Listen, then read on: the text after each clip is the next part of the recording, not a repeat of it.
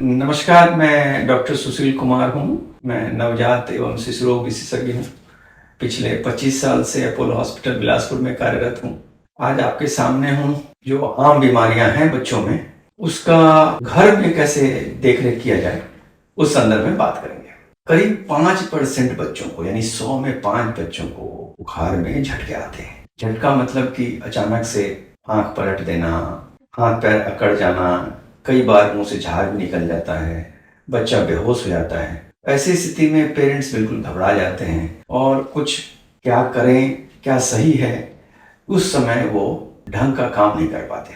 तो ऐसी स्थिति में क्या करना चाहिए? देखिए, जब बच्चा झटका आ रहा है तो उसको करवट लेटा देना चाहिए, ताकि उसके मुंह में जो भी झाग सलाइवा है सो के किनारे से गिर करके बाहर चला जाए और वो सांस नली में नहीं जाए, क्योंकि यदि वो सांस नली में जाएगा तो उसकी सांस रुक जाएगी और बच्चे को जान को खतरा भी हो सकता है। उस समय कुछ ऐसी हरकतें कि मुंह में चम्मच डालें, मुंह में पानी डालें, ये नहीं करना चाहिए, क्योंकि फिर वही है कि ये लिक्विड जो है सो उसके सांस नली में जाएगी तो उसकी सांस चोक हो जाएगी।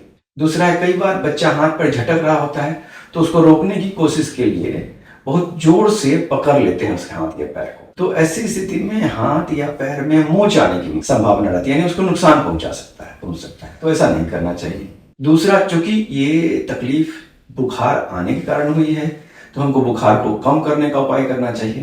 तो ऐसी स्थिति में कई लोग क्या करते हैं कि बुखार तो पहले से है और भी कंबल उड़ा देते हैं, तो बुखार और भी बढ़ता है। तो ऐसा न करके बुखार को कम करने का उपाय के लिए कंबल वगैरह नहीं उड़ाना चाहिए, उसको नॉर्मल पानी से पोंछ देना चाहिए। और बुखार उतारने की दवाई एक है जो मुंह से तो दे नहीं सकते, तो मल द्वार के द्वारा देने की दवा है, उसको देने की उपाय करनी चाहिए। और साथ में झटका रोकने के लिए नाक में डालने का एक स्प्रे भी आता है, तो उससे झटका रुक जाता है और बच्चा को वापस होश में आ जाता है।